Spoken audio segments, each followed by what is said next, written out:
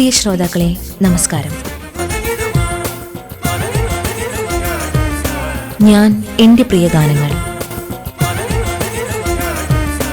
ഇന്ന് ഞാൻ എൻ്റെ പ്രിയ ഗാനങ്ങളിൽ അതിഥിയായി എത്തുന്നത് റോട്ടർഡാം ചലച്ചിത്രോത്സവത്തിൽ പുരസ്കാരം നേടിയ ചലച്ചിത്രകാരൻ മിഥുൻ മുരളി. സ്റ്റുഡിയോയിൽ ഒപ്പം മനീഷ് MP.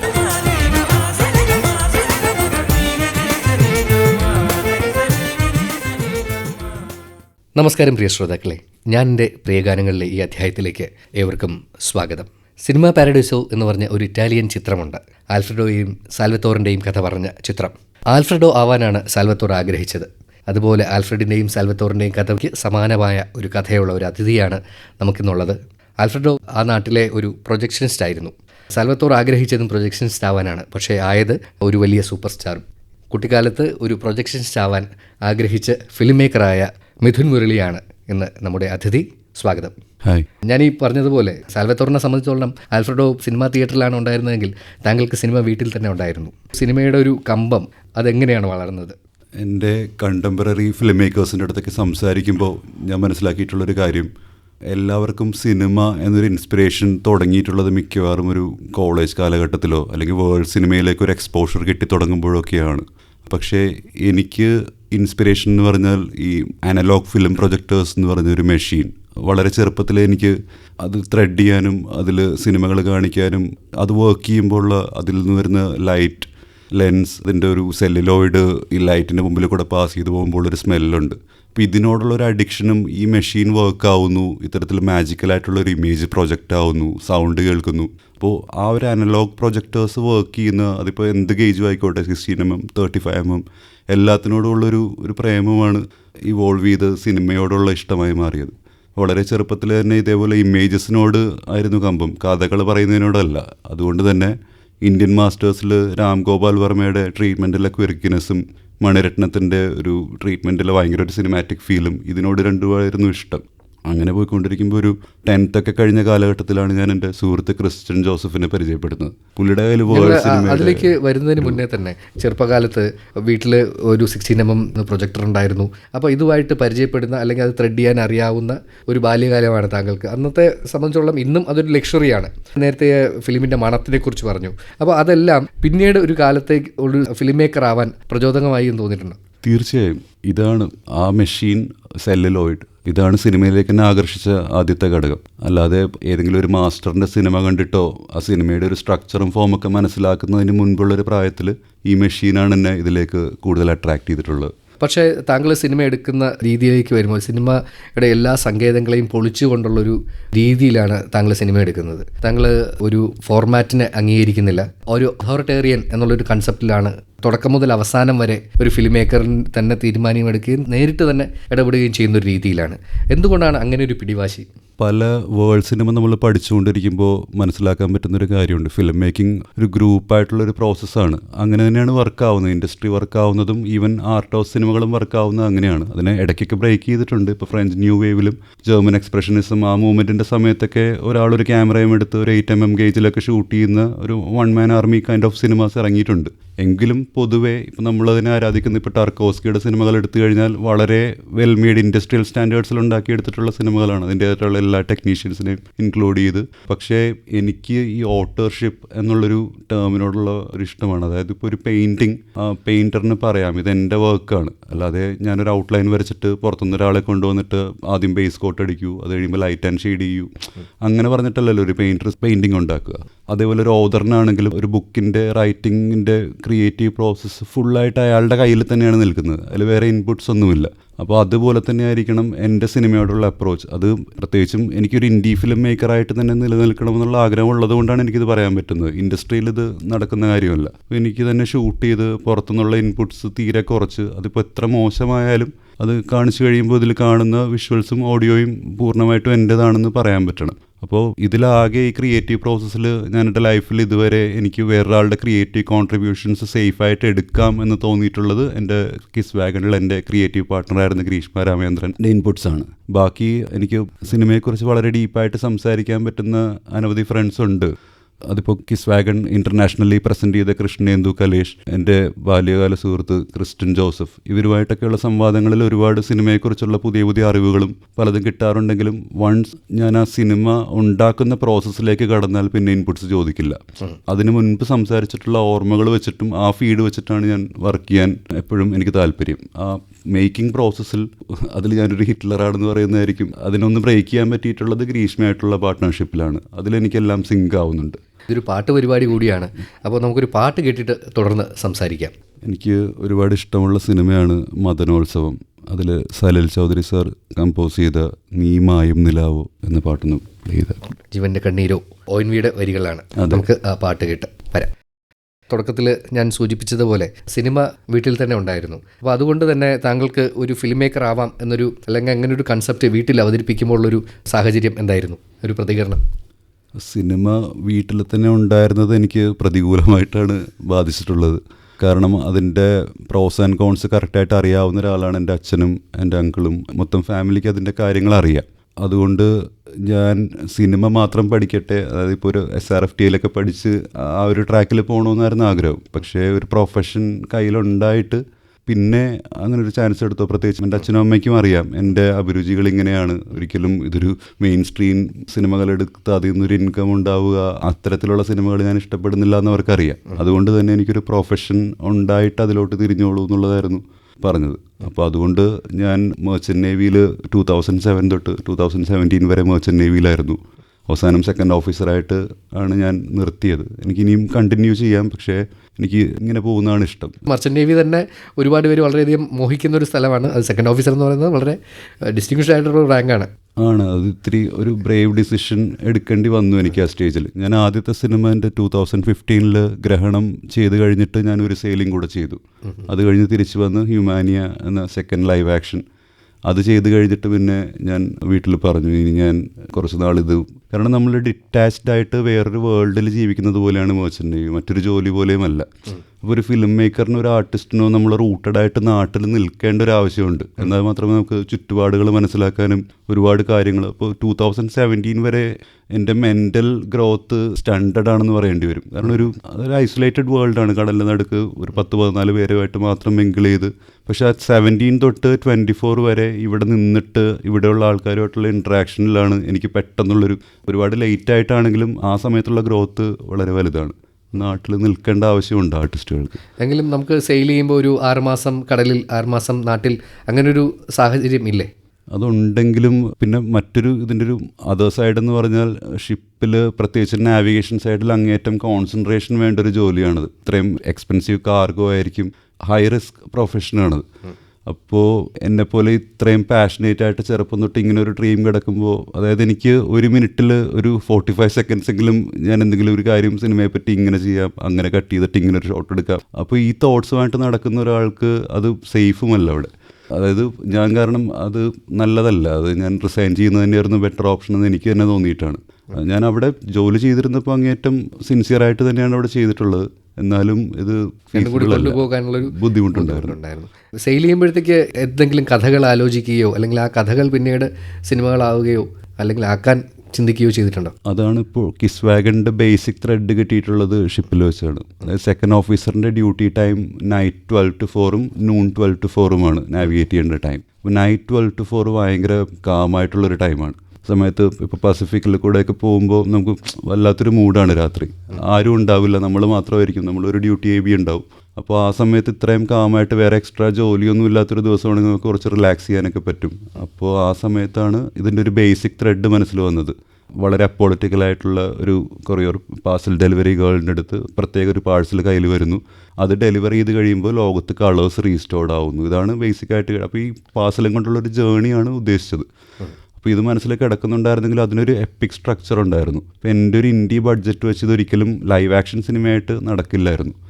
അപ്പോൾ ഈ ലോക്ക്ഡൗണിൻ്റെ സമയത്ത് ഈ അപ്രോച്ചിൽ ഒരു 10-40 ഇമേജസ് കോമ്പോസിറ്റ് ചെയ്ത് ഒരു ഷോട്ട് ഉണ്ടാക്കി, അടുത്ത ഷോട്ട് ഉണ്ടാക്കി, അങ്ങനെ സിനിമ ഉണ്ടാക്കാം എന്നുള്ളൊരു തോട്ട് വന്നപ്പോൾ ആ മെത്തേഡിലാണെങ്കിൽ ഈ എപ്പിക് സ്ട്രക്ചറുള്ളൊരു കഥ എനിക്ക് പറയാൻ പറ്റും വലിയ ബഡ്ജറ്റ് ഇല്ലാതെ. അപ്പോൾ ഗ്രീഷ്മയുടെ അടുത്ത് ഞാൻ പറഞ്ഞു ഇങ്ങനൊരു ത്രെഡ് ഉണ്ട്, അപ്പോൾ എന്തായിരിക്കണം ആ parcel, it should be something special എന്ന് മാത്രം ഞാൻ ചോദിച്ചപ്പോൾ തന്നെ സ്പോണ്ടേനിയസ് ആയിട്ട് ഗ്രീഷ്മ ചോദിച്ചത് അതൊരു കിസ് ആയിക്കൂടെയെന്ന്. അത് എനിക്ക് വളരെ ഇൻസ്പയറിംഗ് ആയിട്ട് തോന്നി. അവിടെ നിന്നാണ് ജേർണി സ്റ്റാർട്ടായത് കിസ് വാഗണിലേക്ക്. ഓക്കെ, നമുക്ക് കിസ് വാഗനെ കുറിച്ച് ഒരുപാട് കാര്യങ്ങൾ സംസാരിക്കാനുണ്ട്. പ്രത്യേകിച്ച് നമ്മളിവിടെ ഇന്ന് സംസാരിക്കാനുള്ള ഒരു കാര്യം തന്നെ കിസ് വാഗനാണ്. അതിനെക്കുറിച്ച് സംസാരിക്കാം ഒരു പാട്ട് കേട്ടതിന് ശേഷം. അപ്പം ഏത് പാട്ടായിരിക്കും പറയുന്നത്? ജോൺസൺ മാഷിൻ്റെ ആടിവാക്കാറ്റ് കൂടെ ഇവിടെ എന്ന സിനിമയിൽ നമുക്ക് ആ പാട്ട് കേൾക്കാം. വീണ്ടും ONVയുടേതാണ് വരികൾ. അതെ. നമ്മൾ ഈ പാട്ടിന് തൊട്ടു മുന്നേ സംസാരിച്ചത് കിസ് വാഗൺ എന്ന് പറയുന്ന സിനിമയെക്കുറിച്ചാണ്. കിസ് വാഗൺ റോട്ടർഡാം ഫിലിം ഫെസ്റ്റിൽ സ്പെഷ്യൽ ജൂറി പുരസ്കാരവും ഫിപ്രസ്കി അവാർഡും നേടിയ ചിത്രമാണ്. വളരെ പ്രസിദ്ധിയാർജിച്ച ഒരു ഫെസ്റ്റിവലിൽ 2 വളരെ പ്രധാനപ്പെട്ട അവാർഡുകൾ നേടിയ ചിത്രമാണ്. പക്ഷേ ഈ ചിത്രത്തിൻ്റെ ഒരു സ്ട്രക്ചറിനെ കുറിച്ച് പറയുമ്പോൾ അതിൻ്റെ ഒരു ഇതിലൊക്കെ എഴുതി കാണുന്ന അനിമേഷൻ ആണെന്നെങ്കിൽ കൂടി താങ്കൾ അത് നിഷേധിക്കുകയാണ് ചെയ്യുന്നത്. അതിനൊരു പുതിയ സങ്കേതം തന്നെ താങ്കൾ കണ്ടെത്തുകയുണ്ടായി എന്ന് ഇതിൻ്റെ തുടക്കത്തിൽ അതൊന്ന് വിശദീകരിക്കാമോ? അതായത് എല്ലാ ആനിമേഷൻ സിനിമാസും ഉണ്ടാവുന്നത് ഇപ്പോൾ റീസെൻ്റ്ലി പുതിയ ഡെവലപ്മെൻ്റാണ്. ഗെയിം എൻജിൻസ് വെച്ചിട്ട് ആനിമേഷൻസ് ഉണ്ടാക്കും. അല്ലെങ്കിൽ പിക്സൽ ലെവൽ ആനിമേഷൻ ആയിരിക്കും. ഓരോ ഷോട്ട് മാർക്ക് ഇഷ്ടമുള്ളതുപോലെ പിക്സൽ ലെവലിൽ നിന്ന് ഉണ്ടാക്കിയെടുക്കും. അല്ലെങ്കിൽ വരച്ചിട്ട് മൂവ് ചെയ്യുന്ന ആനിമേഷൻ. ഈ മെത്തേഡുകളൊന്നും ഞങ്ങൾ ഇതിൽ യൂസ് ചെയ്തിട്ടില്ല. റിയൽ ഫോട്ടോഗ്രാഫ്സിൻ്റെയും വീഡിയോസിൻ്റെയും ബ്ലെൻഡാണ് ഇതിൽ കാണുന്നത്. ഇപ്പോൾ ഒരു ഷോട്ടിലൊരു സ്കൈ ഉണ്ട്, ലാൻഡ് ഉണ്ട്, ഒരു ട്രീ ഉണ്ട്, ഒരു വീടുണ്ടെങ്കിൽ ഇതൊക്കെ പല പല ഫോട്ടോഗ്രാഫ്സ് ബ്ലെൻഡ് ചെയ്തിട്ട് കമ്പോസ് ചെയ്തിരിക്കുന്ന ഒരു ഇമേജാണ്. അപ്പോൾ അതുകൊണ്ട് അത് പൂർണ്ണമായിട്ട് ഒരു ആനിമേഷൻ സിനിമ എന്ന് പറയാൻ പറ്റില്ല. എന്നാൽ ലുക്ക് വൈസ് ലൈവ് ആക്ഷൻ സിനിമകൾ പോലെ ഇരിക്കാത്തത് കൊണ്ട് ഓഡിയൻസിനെ പ്രിപ്പയർ ചെയ്യാനായിട്ട് ആനിമേഷന് ജോണർ കൊടുക്കേണ്ടി വരുന്നു. ഈ സിനിമയുടെ ഒരു പ്രിപ്പറേഷൻ നേരത്തെ സൂചിപ്പിച്ചു, സെയിൽ ചെയ്തപ്പോൾ കിട്ടുന്ന ഒരു ഐഡിയയാണ്. അതിൻ്റെ ഒരു കഥ പറച്ചിൽ രീതിക്ക് വേണ്ടിയിട്ടാണ് ഇന്ന് കാണുന്ന ഒരു രൂപം ഉണ്ടാക്കിയത്. അതിൽ താങ്കളുടെ പാർട്ട്ണറുടെ കോൺട്രിബ്യൂഷൻസ് ഉണ്ട്. ആ കഥയുടെയും പ്രൊഡക്ഷൻ്റെയും ഒരു വളർച്ചയെക്കുറിച്ച് പറയാമോ? അതായത് ഇപ്പോൾ ബിബ്ലിക്കലായിട്ടുള്ള അല്ലെങ്കിൽ ഏതെങ്കിലും ഒരു മിത്തോളജി, അതിപ്പോൾ ബൈബിളാവട്ടെ, രാമായണമാവട്ടെ, മഹാഭാരതമാവട്ടെ, ഇത്തരത്തിലുള്ളൊരു മിത്തോളജി ജനങ്ങൾക്ക് എല്ലാവർക്കും അറിയാവുന്നൊരു കഥയാണ്. അതിനെ നമ്മൾ എത്ര ഫ്രാഗ്മെൻറ്റഡ് ആയിട്ടോ എത്ര അബ്സ്ട്രാക്റ്റ് ആയിട്ടോ, ഇപ്പോൾ എനിക്കൊരു അബ്സ്ട്രാക്റ്റ് മഹാഭാരതം ഉണ്ടാക്കാൻ വലിയ സ്പൂൺ ഫീഡിങ്ങിൻ്റെ ആവശ്യമില്ല. കാരണം എത്ര അബ്സ്ട്രാക്റ്റ് ആയിട്ട് പറഞ്ഞാലും ക്യാരക്ടേഴ്സും കഥകളും ഡൗട്ട്സൊക്കെ ആൾക്കാർ ഫില്ല് ചെയ്യും. കാരണം എല്ലാവർക്കും അറിയാം. അപ്പം ഞങ്ങളിതിൽ ഉദ്ദേശിച്ചത് ഇതിലത്തെ മെയിൻ ക്യാരക്ടർ ആയില്ല, ഒരു ദൈവമായി മാറുന്നൊരു, ഇതൊരു ബൈബിള് പോലെ തന്നെയാണ് ഈ സിനിമയുടെ സ്ട്രക്ചർ. അപ്പോൾ ആ കഥ പ്രീ സിവിലൈസേഷൻ ഇറയിൽ തുടങ്ങി മോഡേൺ ടൈംസിൽ വന്ന് നിൽക്കുന്നത് പോലെ ഒരു വളരെ ലീനിയർ ആയിട്ടുള്ളൊരു മിത്തോളജി ഞങ്ങൾ ഉണ്ടാക്കിയെടുത്തിട്ട് ഇതെല്ലാവർക്കും അറിയാവുന്നൊരു മിത്താണ് എന്ന് അസ്യൂം ചെയ്തുകൊണ്ട് ഇതിനെ വളരെ ഫ്രാഗ്മെൻറ്റഡ് ആയിട്ടും അബ്സ്ട്രാക്റ്റ് ആയിട്ടും പറഞ്ഞു പോകുന്നൊരു രീതിയാണ് ഈ സിനിമയുടെ ഒരു സ്ട്രക്ചർ. മാത്രമല്ല ഇതിൻ്റെ പോസ്റ്റർ വളരെ പ്രത്യേകതകളുള്ളതാണ്. പൊതുവേ പോസ്റ്ററുകൾ ആകർഷിക്കാൻ വേണ്ടിയിട്ടാണ് ഡിസൈൻ ചെയ്യപ്പെടുന്നത് എങ്കിൽ ഈ പോസ്റ്ററിൻ്റെ ഡിസൈൻ നമ്മൾ കണ്ടു കഴിഞ്ഞാൽ എന്താണ് ഇങ്ങനെ എന്നായിരിക്കും ചിലപ്പോൾ ഒരു സാധാരണ പ്രേക്ഷകന് തോന്നുക. മനഃപൂർവ്വമായിരുന്നു. പോസ്റ്റർ ഡിസൈൻ ചെയ്തിട്ടുള്ള സിനിമ പ്രസൻറ്റ് ചെയ്തിട്ടുള്ള കൃഷ്ണേന്ദു കലേഷ് തന്നെയാണ്. അപ്പോൾ ഈ സിനിമ ചെയ്ത് കഴിഞ്ഞപ്പോൾ എൻ്റെയും ഗ്രീഷ്മയുടെയും ഇൻറ്റൻഷൻ ഒരു ക്യാൻവാസിൽ ഈ കിസ് വാഗൺ എന്നുള്ളൊരു, ഈ വാഗൺ ഇതിലൊരു ഇമ്പോർട്ടൻറ്റ് ക്യാരക്ടർ കൂടിയാണ്. അപ്പോൾ ഈ ക്യാരക്ടർ മാത്രം റെഡ് ബാക്ക്ഗ്രൗണ്ടും കുറച്ച് ഫ്ലോറൽ ഡിസൈൻസൊക്കെ നമ്മൾ വരച്ചിട്ട് ആ ഇമേജ് സ്കാൻ ചെയ്ത് പോസ്റ്റർ ആക്കാം എന്നുള്ളൊരു ഐഡിയ ഉണ്ടായിരുന്നു. അപ്പോൾ കൃഷ്ണേന്ദു ഇങ്ങോട്ട് സജസ്റ്റ് ചെയ്തു ഞാനൊരു പോസ്റ്റർ ഡിസൈൻ ചെയ്യട്ടെ. അപ്പോൾ കൃഷ്ണേന്ദുവിനെ പോലെ ഒരാളങ്ങനെ ഒരു ഓഫർ തരുമ്പോൾ നമ്മൾ ചെയ്ത് കണ്ടപ്പോൾ എനിക്ക് ഒറ്റ നോട്ടത്തിൽ ഡൈജസ്റ്റ് ആയില്ല. പക്ഷെ പിന്നെ എനിക്ക് കുറച്ച് ആലോചിച്ചപ്പോൾ എനിക്ക് മനസ്സിലായി ഈ സിനിമയെ ഇങ്ങനെയാണ് ഓഡിയൻസിനെ പ്രിപ്പയർ ചെയ്യേണ്ടത്. നമ്മൾ വളരെ അട്രാക്റ്റീവായിട്ടുള്ള വേറെ എന്തെങ്കിലും ആണെന്ന് ആൾക്കാരെ തെറ്റിദ്ധരിപ്പിച്ചൊരു പോസ്റ്റർ ഉണ്ടാക്കിയാൽ അത് തിരിച്ചടി കിട്ടും. അപ്പോൾ ഈ പോസ്റ്റർ പോലെ തന്നെയാണ് സിനിമ. ഈ പോസ്റ്റർ കണ്ട് ഈ സിനിമയ്ക്ക് കയറിയിരിക്കുന്ന ഒരാൾ ഇത്തിരി പ്രിപ്പയർഡ് ആയിരിക്കും. പോസ്റ്ററും ട്രെയിലറും കണ്ട് പ്രൊമോ മെറ്റീരിയൽസ് മിസ്ലീഡ് ചെയ്യരുതെന്നുള്ളൊരു കോൺസെപ്റ്റ് ഉണ്ട്. പലവരുടെയും പോസ്റ്റേഴ്സ് കണ്ടിട്ട് നമ്മൾ സിനിമ കാണുമ്പോൾ ആ പോസ്റ്ററും സിനിമയുടെ എസ്തെറ്റിക്സ് എൻറ്റയർലി ഡിഫറെൻ്റ് ആയിരിക്കും. ഇതിന് ആ ഒരു പ്രശ്നമില്ല. ഈ പോസ്റ്റർ ഈ സിനിമ തന്നെയാണ്. അതുപോലെ ഒരു പ്രധാനപ്പെട്ട കാര്യമാണ് ഇത് ഈ സിനിമയുടെ ദൈർഘ്യം. പൊതുവേ ഉള്ളൊരു കമേഴ്ഷ്യൽ സിനിമയുടെ ഒരു മാസ് മസാല എൻ്റർടൈനറുടെ ദൈർഘ്യമുണ്ട് ഈ സിനിമയ്ക്ക്. അത് എപ്പോഴെങ്കിലും ഒരു ബാധ്യതയായി തോന്നിയിട്ടുണ്ടോ? ഇല്ല, ഇതിൻ്റെ first cut actually nearly 4 hours ഉണ്ടായിരുന്നു. പിന്നെ ഞങ്ങളത് ചുരുക്കിയതാണ്. വേറെ എക്സ്റ്റേണൽ റീസൺസ് ഒന്നും ആലോചിച്ചിട്ടല്ല. ഫെസ്റ്റിവൽസിന് ചെറിയ ഷോർട്ട് ഡ്യൂറേഷനുള്ള സിനിമകളാണ് പ്രിഫർ ചെയ്യുന്നതെന്നൊക്കെ പലരും പറഞ്ഞെങ്കിലും അതുകൊണ്ടല്ല. ഞങ്ങൾ കണ്ടിട്ട് ഞങ്ങളുടെ ഒരു രീതിയിലാക്കി വേണ്ടാത്തത് ഒഴിവാക്കി അങ്ങനെ ടൈറ്റാക്കിയതാണ് എഡിറ്റ്. പിന്നെ ഇതിൻ്റെ ഡ്യൂറേഷൻ ഇൻറ്റൻഷനലി ലോങ് ആണ്. എൻ്റെ മുൻപത്തെ 2 സിനിമകളും ബിലോ 90 minutes ആണ്. ഇത് ലോങ് ആവാനുള്ള കാര്യം ഞാൻ നേരത്തെ പറഞ്ഞത് തന്നെയാണ്. ഇതിനൊരു ബിബ്ലിക്കൽ സ്ട്രക്ചറാണ്. ഇപ്പോൾ ബൈബിളായാലും മഹാഭാരതമായാലും എടുത്തു കഴിഞ്ഞാൽ വളരെ വലിയ പുസ്തകങ്ങളാണ്. അതുപോലൊരു സിനിമ ഡിസൈൻ ചെയ്യുമ്പോൾ ഈ മെയിൻ ക്യാരക്ടറിനെ ചുറ്റിപ്പറ്റിയുള്ള അനവധി പേരുടെ സബ് പ്ലോട്ട്സും ഒരുപാട് സബ് സ്റ്റോറി ലൈൻസും അങ്ങനെയാണത് പോകുന്നത്. 1.5 മണിക്കൂറിൽ ഈ സിനിമ തീർത്ത് കഴിഞ്ഞാൽ ഇതിനൊരു എപ്പിക് ഫീൽ തോന്നില്ല. ചില സിനിമകൾ നമ്മളങ്ങനെ ഡിമാൻഡ് ചെയ്യുന്ന സിനിമയുണ്ടല്ലോ, ഓഡിയൻസിൻ്റെ അറ്റൻഷൻ. ഇപ്പോൾ സേറ്റാൻ ടാങ്കോ 7.5 മണിക്കൂർ ഞാൻ 2 തവണ കണ്ടിട്ടുണ്ട് എൻ്റെ ലൈഫിൽ. അതിന് വേണ്ടിയിട്ട് ഞാനൊരു ദിവസം ഡെഡിക്കേറ്റ് ചെയ്ത് രാവിലെ ഞാൻ വീട്ടിലൊക്കെ പറയും ഞാനിന്നത് കാണാനിരിക്കുകയാണ്. അത് അങ്ങനെ ചെയ്യേണ്ട ഒരു പ്രോസസ്സാണ്. അപ്പോൾ ഡ്യൂറേഷൻ ലാഗ് വരും അല്ലെങ്കിൽ ബോറിംഗ് ആണ് അങ്ങനെ പറയുന്ന അഭിപ്രായത്തോട് ഞാൻ യോജിക്കുന്നില്ല. ഇപ്പോൾ ഒരു പെയിൻറ്റിങ് ചെയ്യുമ്പോൾ എനിക്കൊരു 1 ഇഞ്ച് ബൈ 1 ഇഞ്ച് സ്ക്വയറിലും ഒരു പെയിൻറ്റിങ് ഉണ്ടാക്കാം. ഒരു സ്റ്റാമ്പ് സൈസിൽ എനിക്കൊരു 10 മീറ്റർ ടോൾ 10 മീറ്റർ വൈഡായിട്ടുള്ള പെയിൻറ്റിങ്ങും ഉണ്ടാക്കാം. ചിലപ്പോൾ 10 മീറ്റർ ടോൾ 10 മീറ്റർ വൈഡ് ക്യാൻവാസിൽ ഞാൻ ചിലപ്പോൾ നടുക്കൊരു റോസ പൂവായിരിക്കും വരയ്ക്കുന്നത്. അതിൽ കാര്യമില്ല, ക്യാൻവാസ് അങ്ങനെ ഡിസൈഡ് ചെയ്തിട്ട് അതിൻ്റെ നടുക്ക് ആ പൂ വയ്ക്കുന്നതാണ് ആർട്ടിസ്റ്റിൻ്റെ വിഷൻ. അപ്പോൾ അതുപോലെ തന്നെ ഈ സിനിമയുടെ സ്ട്രക്ചറിൻ്റെ ഭാഗമാണ് ഇതിൻ്റെ ലെങ്ത്, ഇൻറ്റൻഷണലാണത്. ഞാനത് ചോദിക്കാനുള്ള ഒരു കാര്യം എന്ന് പറയുന്നത്, ഇപ്പോൾ OTT വന്നു കഴിഞ്ഞിട്ട് ആൾക്കാർക്ക് ഒരു സിനിമ തന്നെ പലപ്പോഴും പല ഭാഗങ്ങളായി കാണുന്ന വ്യൂയിങ് കൾച്ചറിലോട്ട് നമ്മൾ മാറിയിരിക്കുന്ന ഒരു സമയത്ത് എങ്ങനെയാണ് അതിനെ അഡ്രസ്സ് ചെയ്യുന്നത് എന്നതും കൂടി ചേർത്താണ് ഞാനത് ചോദിച്ചത്. ഇപ്പോൾ ഫോണിലൊക്കെ സിനിമ കാണുക എന്ന് പറഞ്ഞാൽ അത് എങ്ങനെയാണെന്ന് എനിക്കറിയില്ല. സിനിമ ഉണ്ടാക്കുന്ന പ്രോസസ്സ് എത്ര ടയറിങ് ആണെന്ന് എല്ലാവർക്കും അറിയാം. നമ്മൾ ഓരോ ഷോട്ടും പെർഫെക്റ്റ് ആക്കാനായിട്ട് ഓരോ സൗണ്ടും ഇത് പീക്ക് പോകുന്നുണ്ടോ, ഇവിടെ ഒരു 10-12 ട്രാക്ക് സൗണ്ട് ഉണ്ട്. ഇതൊക്കെ കൺസിഡർ ചെയ്തിട്ട് നമ്മളൊരു സിനിമ മിക്സ് ചെയ്ത് കറക്റ്റ് ആക്കി കൊടുക്കുമ്പോൾ ആൾക്കാർ ഫോണിൻ്റെ സ്പീക്കേഴ്സിൽ വെച്ച് കാണുന്നത് ആർട്ട് ഫോമിനോട് നീതി പുലർത്തുന്നില്ല. അത് അപ്പോൾ തിയേറ്ററിൽ തന്നെ കാണേണ്ട ആർട്ട് ഫോമാണ് സിനിമ എന്നുള്ളതാണ്. അതുകൊണ്ട് OTT പ്ലാറ്റ്ഫോംസും ഇങ്ങനെ മൊബൈൽ ഫോൺസിലോ ലാപ്ടോപ്സിലോ വരുന്ന ആൾക്കാർ സിനിമ കാണുന്നൊരു കോൺസെപ്റ്റ് എനിക്കില്ല. എൻ്റെ സിനിമ ഇപ്പോൾ അതിനാകെ ലൈഫിലൊരു 10 സ്ക്രീനിങ് ആണ് കിട്ടുന്നതെങ്കിൽ ആ 10 സ്ക്രീനിങ്ങും തിയേറ്ററിലോ അല്ലെങ്കിൽ അതിനോട് നീതി പുലർത്തുന്നൊരു സ്പേസിൽ അറ്റ്ലീസ്റ്റ് ഒരു ഇരുട്ട് മുറിയിൽ പ്രൊജക്ടർ വെച്ചെങ്കിലും കാണേണ്ടതാണ് നല്ല സ്പീക്കേഴ്സും. അല്ലാതെ ആ കോൺസെപ്റ്റ് എനിക്കില്ല. അപ്പോൾ OTTയിൽ ഇതൊരു പ്രശ്നമാവുമോ അങ്ങനൊരു തോട്ടില്ല. നമുക്ക് അടുത്തൊരു പാട്ടിന് സമയമായി. അടുത്ത ഏതായിരിക്കും പറയുന്ന പാട്ട്? ഇളയരാജ സാറിൻ്റെ പൂങ്കാറ്റിനോടും കരളിനോടും. കഥകൾ ചൊല്ലി നീ പൂമുഖപ്പടിയിൽ നിന്നെയും കാത്ത് എന്ന് പറയുന്ന ഭദ്രൻ സിനിമയിലെ പാട്ടാണ്. ഇന്നും യൂത്ത് സെലിബ്രേറ്റ് ചെയ്യുന്നൊരു പാട്ടും കൂടിയാണ്. നമുക്ക് ആ പാട്ട് കേൾക്കാം. കിസ് വാഗൺ എന്ന് പറയുന്ന സിനിമയെക്കുറിച്ച് നമ്മൾ സംസാരിച്ചുകൊണ്ടിരിക്കുകയായിരുന്നു ഈ പാട്ടിന് മുന്നേ. ഇതൊരു 0 ബജറ്റ് സിനിമയായിട്ടാണ് താങ്കൾ പ്ലാൻ ചെയ്തത്. അത് എത്രമാത്രം സാധ്യമായിരുന്നു? ആ ഒരു മാജിക് എങ്ങനെയാണ് സംഭവിച്ചത്? കാരണം ഓൾമോസ്റ്റ് എല്ലാ ആസ്പെക്ട്സും ഞങ്ങൾ രണ്ടുപേരും തന്നെയാണ് ചെയ്തത്. പിന്നെ ഇപ്പോൾ ഒരു എക്സാമ്പിൾ പറഞ്ഞാൽ സിനിമയിൽ 14 പാട്ടുകളുണ്ട്. പാട്ടിൻ്റെ പ്രൊഡക്ഷൻ പ്രോസസ്സ് എന്ന് പറഞ്ഞാൽ എത്രത്തോളം എക്സ്പെൻസീവ് ആണെന്ന് അറിയാമല്ലോ. ഡെഡിക്കേറ്റഡ് സ്റ്റുഡിയോസിലും ഓരോ ജോണറിന് വരെ ആൾക്കാർ, ഇപ്പോൾ എൻ്റെ ഒരു ഫ്രണ്ട് മെറ്റൽ ബാൻഡ് നടത്തുന്നുണ്ട്. പുള്ളിക്ക് ഇതുവരെ ഒരു ഒറിജിനൽ സോങ് ഉണ്ടാക്കാൻ പറ്റിയിട്ടില്ല. കാരണം അതിനെ ജസ്റ്റിഫൈ ചെയ്യാൻ പറ്റിയൊരു സ്റ്റുഡിയോ ഇവിടെ ഇല്ല. അത്ര ഒരു കാലഘട്ടത്തിൽ ഞങ്ങൾ വെറും ബെയർ വാൾസുള്ള ഒരു ബെഡ്റൂമിൽ കുറച്ച് ബെഡ്സൊക്കെ എടുത്ത് സൈഡിൽ വെച്ച് അക്കോസ്റ്റിക്സ് ഒക്കെ ഉണ്ടാക്കിയെടുത്ത് വെറും 800 റുപ്പീസിൻ്റെ ഒരു ഹെഡ്ഫോൺ പോലത്തെ ഒരു മൈക്കിലൊക്കെയാണ് പാട്ടുകൾ വരെ റെക്കോർഡ് ചെയ്തിട്ടുള്ളത്. അപ്പോൾ അങ്ങനെ എല്ലാ ആസ്പെക്ട്സും രണ്ടുപേരും കൂടെ കവർ ചെയ്തത് കൊണ്ട് മാത്രമാണ് ഇതൊരു 0 ബഡ്ജറ്റ് സിനിമയായിട്ടുള്ളത്. പിന്നെ ബഡ്ജറ്റ് ഉണ്ടോ എന്ന് ചോദിച്ചാൽ ഈ കമ്പ്യൂട്ടർ വർക്കാവുന്ന കറണ്ട് ചാർജും അങ്ങനത്തെ വളരെ നെഗ്ലിജിബിളായിട്ടുള്ളൊരു കോസ്റ്റ് ഇതിന് വന്നിട്ടുണ്ടാവുള്ളൂ. ടൈമാണ് ഇതിന് സ്പെൻഡ് ചെയ്തിട്ടുള്ള കാര്യം. 3 വർഷം എടുത്തു ഇത് മുഴുവൻ ഉണ്ടാക്കിയെടുക്കാൻ. ടൈമാണ് സ്പെൻഡ് ചെയ്തത്. മലയാളത്തിൽ വളരെ പ്രശസ്തമായിട്ടുള്ള ജനുവരി ഒരു ഓർമ്മ, തനിയാവർത്തനം, നമ്പർ 20, മദ്രാസ് മെയിൽ എന്ന സിനിമകൾ നിർമ്മിക്കുകയും അതിൻ്റെ ഡിസ്ട്രിബ്യൂഷനിലൊക്കെ ഉണ്ടായിരുന്ന ആൾക്കാരാണ് താങ്കളുടെ അച്ഛനും വലിയച്ഛനും ഒക്കെ. അപ്പോൾ അങ്ങനെ ഒരു പ്രൊഡ്യൂസർ ഫാമിലിയിൽ നിന്ന് വരുമ്പോൾ ഇത്തരത്തിലുള്ള ഒരു പ്രൊഡക്ഷൻ പ്ലാൻ ഒക്കെ ഉണ്ടാക്കുന്നതിൽ അങ്ങനെ എന്തെങ്കിലും ഉപദേശങ്ങൾ ലഭിച്ചിരുന്നു?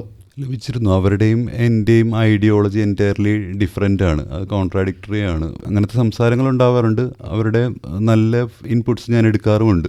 ഞാൻ എന്നെ സ്വയം ഡയറക്ടർ എന്ന് പോലും വിളിക്കാൻ ഇഷ്ടപ്പെടാത്ത ഒരാളാണ്. കാരണം എനിക്ക് ആരെയും ഡയറക്റ്റ് ചെയ്യണ്ട. എനിക്കൊരാളുടെ അടുത്ത് നീതി ചെയ്യൂ എന്ന് പറഞ്ഞിട്ടൊരു വർക്ക് ഓഫ് ആർട്ട് ഉണ്ടാക്കാൻ താല്പര്യമില്ല. ഫിലിം മേക്കർ എന്ന് അഡ്രസ്സ് ചെയ്യാനാണ് ഇഷ്ടം. ഇത്തരത്തിൽ ഇൻഡസ്ട്രിയിലൊരു സിനിമ ചെയ്യുമ്പോൾ അത് നടക്കില്ല. അതുകൊണ്ട് ഇതിൻ്റെ ഒരു ഫ്രീഡം എനിക്കിപ്പോൾ ഇഷ്ടമാണ്. ഇൻഡിപെൻഡൻറ്റ് ഫിലിം മേക്കർ ആയിരിക്കുക എന്നുള്ളൊരു ഫ്രീഡം. ഇപ്പോൾ എനിക്കിപ്പോൾ വെറുതെ തോന്നുന്നു എനിക്ക് ഇന്നൊരു സിനിമ ചെയ്യണമെന്ന് വിചാരിച്ചാൽ ഒരു ക്യാമറ എടുത്ത് എനിക്ക് ഇറങ്ങി ഒരു സാധനം ഉണ്ടാക്കിയെടുക്കാൻ പറ്റും. പക്ഷേ മറ്റേതിന് ഒരുപാട് പ്ലാനിങ് വേണം. എനിക്കതിനുള്ള ക്ഷമയുമില്ല. ആൾക്കാരോട് മിങ്കിൾ ചെയ്യാനുള്ളൊരു മടിയുമുണ്ട്.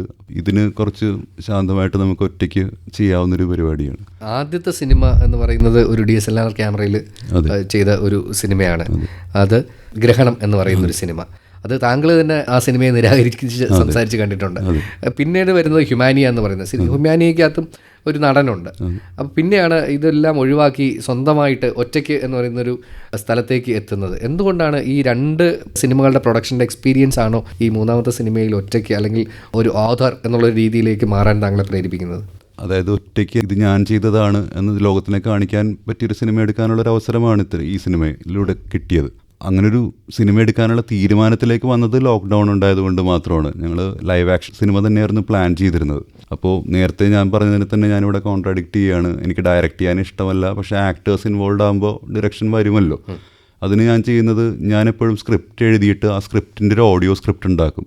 ഞാൻ തന്നെ വായിച്ച് ഡയലോഗ്സൊക്കെ പറയേണ്ട മോഡുലേഷനിൽ പറഞ്ഞിട്ട് ആക്ടേഴ്സിന് കൊടുക്കുകയാണ് ചെയ്യുക. പിന്നെ ഞാൻ ഷോട്ട് എടുക്കുമ്പോൾ ഞാൻ പ്രത്യേകിച്ചൊന്നും പറയില്ല.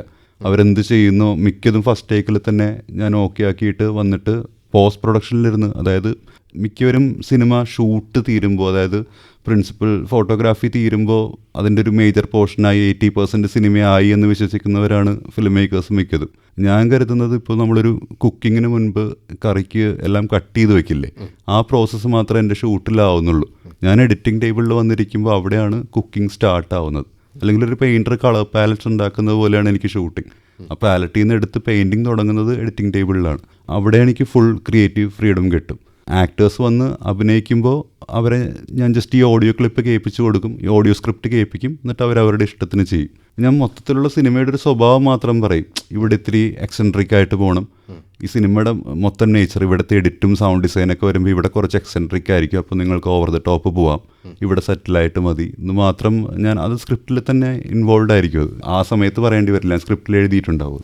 അതുപോലെ ഷോട്ടുകൾ എടുക്കുന്ന സമയത്തും പലപ്പോഴും പെർഫോമൻസിന് ഓറിയൻറ്റഡ് ആയിട്ടായിരിക്കും പല ആൾക്കാരും ശ്രദ്ധിക്കുക. പക്ഷേ താങ്കൾ ആ ഫ്രെയിമിൻ്റെ ടോട്ടാലിറ്റിയിൽ കിട്ടുന്ന ചില ബ്ലെസ്സിങ്ങുകൾ അല്ലെങ്കിൽ പ്രെഡിക്റ്റബിൾ അല്ലാതെ കിട്ടുന്ന ചില സാധനങ്ങളിലാണ് താങ്കളെ കൂടുതൽ പ്രചോദിപ്പിക്കുന്നത് എന്ന് തോന്നിയിട്ടുണ്ട്. അത് ശരിക്കും എങ്ങനെയാണ് സംഭവിക്കുന്നത്? 90% സിനിമകളിൽ ഇപ്പോൾ ഒരു ക്യാരക്ടർ വളരെ ഇമോഷണലായിട്ട് ഒരു കാര്യം പറയുന്നൊരു സീക്വൻസ് ഉണ്ടെങ്കിൽ ക്യാമറ ഓൺ ചെയ്ത് വെച്ചിട്ട് വളരെ റിയലിസ്റ്റിക് ആയിട്ട് ഇത് എക്സ്പ്രസ് ചെയ്യാൻ പറ്റിയ ഒരു ആർട്ടിസ്റ്റിനെ വെച്ചിട്ട് പെർഫോം ചെയ്ത് കഴിഞ്ഞാൽ ഈ സംഭവമായി. പക്ഷേ അത് തിയേറ്ററിൻ്റെയും ലിറ്ററേച്ചറിൻ്റെയും ആസ്പെക്ട്സ് ഒക്കെ മാത്രമേ അവിടെ കവർ ആവുന്നുള്ളൂ. അതിൻ്റെ അപ്പുറത്തേക്ക് സിനിമയുടെ ടൂൾസ് യൂസ് ചെയ്യാതെ ഒരു സ്ട്രെച്ച് എൻ്റെ സിനിമയിൽ പോകുന്നത് എനിക്ക് കാണുന്നത് ഇഷ്ടമല്ല. ജസ്റ്റ് ആക്ടിങ്ങിൽ മാത്രം ഡിപ്പെൻഡ് ആയിട്ടുള്ളൊരു സ്ട്രെച്ച്, അല്ലെങ്കിൽ മ്യൂസിക്കിൽ മാത്രം ഡിപ്പെൻഡൻ്റ് ആയിട്ടുള്ളൊരു സ്ട്രെച്ച്, അല്ലെങ്കിൽ കഥ വഴി എന്തെങ്കിലും തരത്തിൽ അത്ഭുതപ്പെടുത്തുക, ഇതൊക്കെ നടന്നോട്ടെ. പക്ഷേ ഇതിന് പാരലായിട്ട് cinematic tools back to back use ചെയ്തുകൊണ്ടിരിക്കണം എന്നുള്ളൊരു ടാസ്ക് ഞാൻ എനിക്ക് തന്നെ കൊടുത്തിട്ടുണ്ട്. അതിനെയാണ് മിക്ക നിരൂപകരും സ്റ്റൈൽ ഓവർ സബ്സ്റ്റൻസ് എന്ന് പറയുന്നത്. പക്ഷെ ഞാൻ അതിലാണ് വിശ്വസിക്കുന്നത്. അതാണ് എനിക്ക് കാണാനിഷ്ടം. തുടർച്ചയായി സംഭവിക്കാൻ മനഃപൂർവ്വമായി ശ്രമിക്കാറുമുണ്ട് താങ്കൾ? ശ്രമിക്കാറുമുണ്ട്. ഈ പറഞ്ഞതുപോലെ ഷൂട്ട് ചെയ്യുമ്പോൾ ബ്ലെസ്സിങ്സ് ആയിട്ട് പല കാര്യങ്ങളും കിട്ടാറുമുണ്ട്. എനിക്ക് അങ്ങനത്തെ ആക്സിഡൻസ് ഇഷ്ടമാണ്, ബ്യൂട്ടിഫുൾ ആക്സിഡൻസ് ഇഷ്ടമുള്ള ഒരാളാണ് ഞാൻ. നമുക്ക് അടുത്തൊരു പാട്ടിനും കൂടി സമയമായി. ഏത് പാട്ടായിരിക്കും പറയാം? ഇളയരാജ സാറിൻ്റെ തന്നെ ഉണരുമീ ഗാനം. നമുക്ക് ആ പാട്ട് കേട്ട് തിരിച്ചു വരാം. സിനിമയുടെ കാര്യങ്ങൾ സംസാരിക്കുന്ന കൂട്ടത്തിൽ ഈ സിനിമയിൽ ഒപ്പം ഉണ്ടായിരുന്ന ആളെക്കുറിച്ച് ഒന്ന് സൂചിപ്പിച്ചു, ഗ്രീഷ്മയെക്കുറിച്ച് ഒന്ന് കൂടുതൽ പറയാമോ? അതായത് ഞാൻ പറഞ്ഞതുപോലെ സ്ക്രിപ്റ്റിംഗ് സ്റ്റേജ് തൊട്ട് ഗ്രീഷ്മ കൂടെയുണ്ട്. ഞങ്ങൾ ഒരുമിച്ചാണ് ഈ സ്ക്രീൻ പ്ലേ വളരെ ലീനിയറായിട്ടൊരു കഥ ഞാൻ നേരത്തെ പറഞ്ഞതുപോലെ എഴുതി. അത് കഴിഞ്ഞ് ഇതിൻ്റെ മേക്കിംഗ് പ്രോസസ്സിൽ ത്രൂ ഔട്ട് ഉണ്ട്. പക്ഷേ ഇതിലെ ഏറ്റവും ഗ്രീഷ്മയുടെ ഈ സിനിമയിലേക്കുള്ള കോൺട്രിബ്യൂഷൻ എന്ന് പറഞ്ഞാൽ ഇതിലെ സ്ത്രീ കഥാപാത്രങ്ങൾ മുഴുവൻ പല ഏജ് ഗ്രൂപ്പിലുള്ള ആൾക്കാരെ കവർ ചെയ്യുന്നുണ്ട്. എല്ലാം ഗ്രീഷ്മയാണ് ഡബ് ചെയ്തിട്ടുള്ളത്. അതായത് വോയിസ് ആക്ടിങ് ഫീമെയിൽ പാർട്ട് മൊത്തത്തിൽ ഗ്രീഷ്മയാണ്. പിന്നെ ഇതിൽ 14 പാട്ടുകളിൽ 10 പാട്ടും പാടിയിട്ടുള്ളതും ഗ്രീഷ്മയാണ്. പാട്ടുകളിലേക്ക് ലിറിക്സ് എഴുതിയിട്ടുള്ളത് ഗ്രീഷ്മയാണ്. കമ്പോസ് ചെയ്യുമ്പോൾ ഒരുമിച്ച് തന്നെയാണ് ഇത് ചെയ്തിട്ടുള്ളത്. അപ്പോൾ അങ്ങനെ ഞങ്ങൾ രണ്ടുപേരും കൂടിയിട്ട് ഒരു 90% ജോബ്സ് കംപ്ലീറ്റ് ചെയ്തു. അത് കഴിഞ്ഞിട്ട് മൂന്നാമത്തെ ഒരു ഇമ്പോർട്ടൻറ്റ് വ്യക്തി ഈ സിനിമയിൽ ജിക്കി പോളാണ്. എൻ്റെ സുഹൃത്താണ്, ആക്ടറാണ്. ഒട്ടനവധി IFFKയിൽ വന്നിട്ടുള്ള സിനിമകളിൽ അഭിനയിച്ചിട്ടുള്ള വ്യക്തിയാണ്. പുള്ളിയാണ് ഇതിലൊരു 60 to 70% മെയിൽ ക്യാരക്ടേഴ്സ് ചെയ്തിട്ടുള്ളത്, വോയിസ് ആക്ടിങ്. പിന്നെ Anand Babu sir sound mix ചെയ്ത് തന്നത് 7.1. അത് വളരെ നല്ല ഫീഡ്ബാക്കാണ് ഇതുവരെ തിയേറ്റേഴ്സിൽ പ്ലേ ചെയ്തപ്പോൾ സൗണ്ട് മിക്സിങ്ങിന് ഈ സിനിമയ്ക്ക് കിട്ടിയിട്ടുള്ളത്. 4 പേരുടെ ഒരു ക്രൂ ആണ് സിനിമ മൊത്തത്തിൽ കംപ്ലീറ്റ് ചെയ്തിരിക്കുന്നത്. ഇതിനിടയിൽ നമ്മൾ പറഞ്ഞു തുടങ്ങി, പക്ഷേ പൂർത്തിയാക്കാൻ പോയ ഒരു കാര്യം, കമേഴ്ഷ്യൽ സിനിമകളുടെ ഒരു സാധ്യതകൾ ഉള്ള ഒരു വീട്ടിൽ ജനിച്ചു വളർന്ന് രാം ഗോപാൽ വർമ്മയും മണ്ഡലത്തിനെയൊക്കെ ആരാധിച്ചിരുന്ന മിഥുൻ ഒരു സാഹചര്യത്തിൽ ക്ലാസിക്കുകളിലേക്ക് തിരികുകയും സിനിമ നരേറ്റീവിൻ്റെ തന്നെ പുതിയ തലങ്ങൾ സ്വയം ഉണ്ടാക്കാൻ ശ്രമിക്കുകയും ചെയ്യുന്ന ഒരാളായി മാറുന്നത് എവിടെയാണ്? ഒരു 10th കഴിഞ്ഞ സമയത്താണ് ഞാൻ ക്രിസ്റ്റ്യൻ ജോസഫ് എന്ന എൻ്റെ ഫ്രണ്ടിനെ ആദ്യമായിട്ട് കാണുന്നത്. അപ്പോൾ പുള്ളിയുടെ വീട്ടിൽ വളരെ അത്ഭുതം തോന്നിയൊരു കാര്യമാണ്. ഞാൻ അങ്ങനെ കണ്ടിട്ടില്ല ഇതുവരെ. മതിലുകളൊന്നും കാണില്ല. പുള്ളിയുടെ മുറി ഫുള്ള് റാക്സ് അടിച്ചിട്ട് ഫുള്ള് DVDs. എല്ലാം ഇൻ്റർനാഷണൽ സിനിമകൾ, ഇന്ത്യൻ സിനിമകൾ അങ്ങനെ കളക്ട് ചെയ്യാറില്ല പുള്ളി. അവിടെ നിന്ന് തുടങ്ങിയതാണ്. പുള്ളി എന്നെ അതിലോട്ട് ഇൻട്രൊഡ്യൂസ് ചെയ്തൊരു രീതിയും വളരെ രസമായിട്ടാണ്. ആദ്യം തന്നെ വളരെ അബ്സ്ട്രാക്റ്റ് അല്ലെങ്കിൽ ഡൈജസ്റ്റ് ചെയ്യാൻ പറ്റാത്ത സിനിമകൾ തരാതെ ഫസ്റ്റ് ഇറാനിയൻ ക്ലാസിക് നറേറ്റീവുള്ള മജീദിയുടെയൊക്കെ സിനിമകൾ വരുന്നു. അങ്ങനെ പ്രോഗ്രസ് ചെയ്ത് അങ്ങനെയാണ് പിന്നെ ലിഞ്ചും പുനുവിലൊക്കെ എത്തി. അപ്പോൾ എല്ലാ സ്റ്റൈൽസും കൂടെ മിക്സായി ഇങ്ങനെയൊക്കെ സാധ്യതകളുണ്ടെന്ന് മനസ്സിലായി. അങ്ങനെയാണ് അതിലേക്ക് തിരിഞ്ഞത്. പക്ഷെ ഇപ്പോഴും എനിക്ക് എൻ്റെ സിനിമകൾ ആരും കാണണ്ട, അല്ലെങ്കിൽ ഇതുകൊണ്ട് ഒരു തരത്തിലുള്ള കൊമേഴ്ഷ്യൽ ആസ്പെക്ട്സും നടക്കില്ല എന്നുള്ള തോട്ട് എനിക്കിപ്പോഴും ഇല്ല. കാരണം അതിനുള്ളൊരു മോഡൽ എൻ്റെ കണ്ണിലുള്ളത് 60s ഫ്രഞ്ച് ന്യൂ വേവ് നടന്നപ്പോൾ ഈ സിനിമകളൊക്കെ അത്യാവശ്യം സാമ്പത്തികമായിട്ട് ലാഭം ഉണ്ടാക്കിയ സിനിമകളാണ്. കാരണം അതിന് ചിലവ് കുറവാണ്. 16mm 8mm ഷൂട്ട് ചെയ്ത പടങ്ങളാണ്. പക്ഷേ ഒരു ഗ്രൂപ്പ് ഓഫ് യങ് ഓഡിയൻസിനെ ഉണ്ടാക്കാൻ ഈ മൂവ്മെൻറ്റിന് പറ്റിയിട്ടുണ്ട്. അന്നത്തെ ഒരു ഹിപ്പ് മൂവ്മെൻറ്റ് പോലെയായിരുന്നു അത്. യങ്സ്റ്റേഴ്സ് പ്രൗഡായിട്ട് ഈ സിനിമകൾ കാണാൻ പോകുമായിരുന്നു. ഇതാണ് എൻ്റെ ടേസ്റ്റ് എന്ന്. ഇപ്പോൾ തന്നെ IFFKയിൽ വാട്ട് ടു സീ സോംബി എന്ന് പറഞ്ഞൊരു സിനിമയുണ്ട്. ജെൻസിയുടെ സിനിമയാണ്. ആ ഡയറക്ടർ +2 കഴിഞ്ഞപ്പോൾ ചെയ്ത സിനിമയാണ്. അത്ഭുതം തോന്നിപ്പോകും. കാരണം ആ സിനിമയിൽ പഴയതായിട്ടൊന്നുമില്ല. അതിൽ ഇമോഷൻസും അതിൽ പറയുന്ന ഓരോ വേർഡ്സും ഷോട്ടുകൾ എടുത്തിരിക്കുന്ന രീതി എല്ലാം പുതിയതാണ്. അതായത് ആ സിനിമ കഴിഞ്ഞ് തിയേറ്ററിൽ നിന്ന് വെളിയിലിറങ്ങുമ്പോൾ എനിക്ക് പ്രായമായതുപോലത്തെ ഒരു ഫീൽ വരും. നമ്മൾ ഔട്ട്ഡേറ്റഡ് ആയോ, നമ്മളെ റിവൈസ് ചെയ്യാനായിട്ട് ഒരുപാട് ഫോഴ്സ് ചെയ്യും ആ സിനിമ. എന്നാൽ അതിൻ്റെ കൂടെ തന്നെ ഓൾഡ് സ്കൂൾ ഫിലിം മേക്കിംഗ് ടെക്നിക്സിനോടൊക്കെയുള്ള ആരാധനയും പ്രേമവും ഒക്കെ നമുക്കതിൽ കാണാനും പറ്റും. രണ്ടിൻ്റെയും കൂടെ ഒരു വളരെ രസമുള്ളൊരു ബ്ലെൻഡാണ്. അപ്പോൾ ഈ സിനിമയൊക്കെ ഇപ്പോൾ IFFK കഴിഞ്ഞ് കഴിഞ്ഞാൽ ഇനിയും യങ്സ്റ്റേഴ്സ് കാണണമെന്ന് എനിക്കൊരാഗ്രഹമുണ്ട്. അപ്പോൾ ഇതൊക്കെ തിയേറ്ററിൽ റിലീസ് ചെയ്തൊരു മൂവ്മെൻറ്റ് പോലെ, ഒരു ന്യൂ വേവ് പോലെ ഇപ്പോഴത്തെ കുട്ടികളെ ആകർഷിച്ച് തിയേറ്ററിലോട്ട് കൊണ്ടുവരണം. മെയിൻ സ്ട്രീം സിനിമയല്ല, ഇതാണ് പുതിയ സിനിമ, ഇങ്ങനെയാണ് സിനിമയെ റിന്യൂ ചെയ്യേണ്ടത്. അവർക്ക് ആ ടേസ്റ്റ് ഇഷ്ടപ്പെടും. വാട്ട് ടു സീ സോംബി എവിടെ കൊണ്ടുപോയി ഒരു കോളേജിലോ ക്യാമ്പസിലോ എവിടെ കാണിച്ചാലും അവർക്ക് മനസ്സിലാവും അതാണ് അവരുടെ സിനിമയെന്ന്. അപ്പോൾ അത്തരത്തിലൊരു മൂവ്മെൻറ്റ് വരണം. ഇത്തരത്തിലുള്ള സിനിമകളിൽ നിന്ന് ലാഭം ഉണ്ടാവണം. അടുത്ത സിനിമകൾ ആ പൈസ കൊണ്ട് ഉണ്ടാക്കാൻ കഴിയണം. അങ്ങനെ അത് പോയാൽ മാത്രമേ പുതിയതാവുകയുള്ളൂ. അല്ലെങ്കിൽ പഴയ മെത്തേഡിൽ തന്നെ കുടുങ്ങിക്കിടക്കും. അത്തരത്തിൽ പുതിയ സിനിമകൾ, പുതിയ രീതികൾ ഒക്കെ ആയിട്ട് മുന്നോട്ട് പോകാൻ കഴിയട്ടെ. അടുത്ത വർഷവും ഇതുപോലെ പുതിയ സിനിമയുമായി ഞങ്ങളുടെ മുന്നിൽ വരാൻ കഴിയട്ടെ എന്ന് ആശംസിക്കുന്നു. Thank you. ഇന്ന് ഞാൻ എൻ്റെ പ്രിയഗാനങ്ങളിൽ അതിഥിയായി എത്തിയത് റോട്ടർഡാം ചലച്ചിത്രോത്സവത്തിൽ പുരസ്കാരം നേടിയ ചലച്ചിത്രകാരൻ മിഥുൻ മുരളി. നിർവഹണം മനീഷ് MP. നിർവഹണ സഹായം വിനോദ് പ്രഭാകർ.